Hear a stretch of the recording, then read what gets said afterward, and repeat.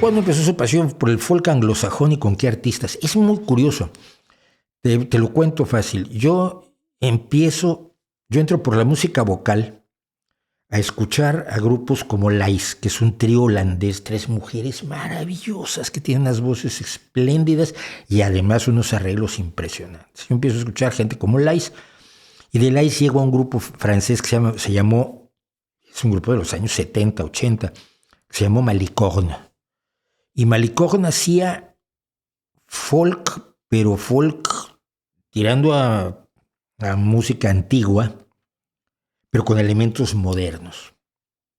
Oye, no quisiera acordar del nombre del director, porque alguna vez estuve en contacto con el director por alguna cuestión. Sí, porque iba yo a hacer un video sobre una de sus canciones que me gusta mucho. El Café del Fin del Mundo, el Café de la Fin du Monde. Entonces, Malicorne hacía folk, pero rock.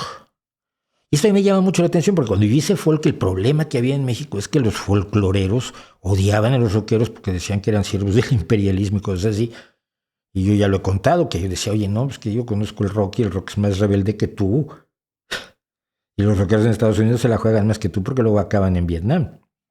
Y todos, Jimi Hendrix pasó por Vietnam, pongo un caso, por ejemplo, ¿no? Entonces, escuchando Malicorne me empiezo a interesar sobre el origen de esa música y me voy a la música medieval. Y me paso un tiempo largo escuchando música medieval, escuchando los principales autores de la música medieval de la Baja Edad Media, es decir, después del siglo XI. La música anterior es la música fundamentalmente los cantos gregorianos, es música donde todos cantan la misma nota, donde no hay ritmo, sino que el ritmo es libre, pues los tiempos con los que se canta son libres, los lleva el director del coro gregoriano, y todos cantan exactamente lo mismo. Y lo que viene después, a partir del siglo XI-XII, es lo que se llama el Ars Nova, que es el redescubrimiento de la armonía, o el descubrimiento quizás en la música occidental de la armonía, del contrapunto, del canon, de las formas complejas de composición, y entonces aparecen compositores como Leonard Perrotin, ¿cómo se llama? Hildegard von Bingen, una mujer extraordinaria, y por supuesto Guillaume de Machaut, gran compositor francés. Yo me meto en su música y digo, esto es maravilloso, era como el jazz, era como Bach antes de Bach.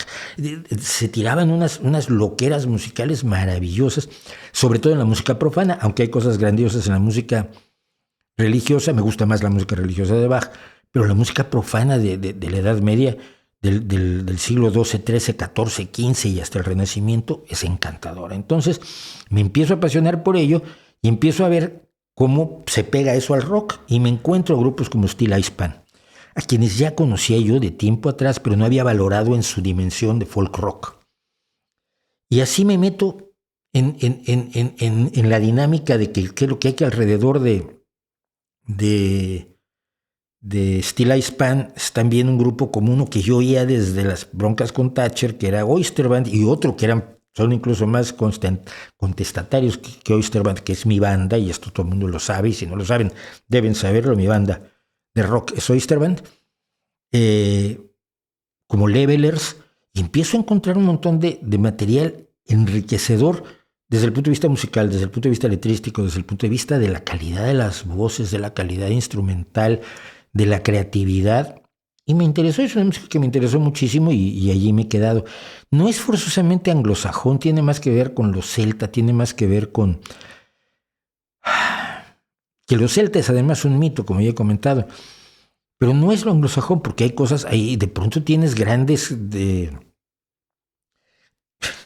violinistas irlandeses que resulta que son estadounidenses, o grandes...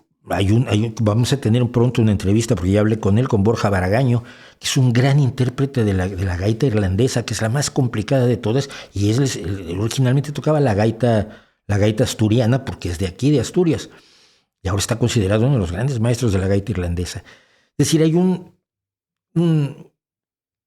una interrelación entre muchas formas de música que van incluso hasta la música nórdica, como pasa con todos los celtas, que muchas cosas que llaman celtas son nórdicas, Y me ha resultado muy enriquecedor y me he quedado, no me he quedado, pero he estado allí todos estos años sin dejar de estar como siempre he estado en el rock y en el blues y demás.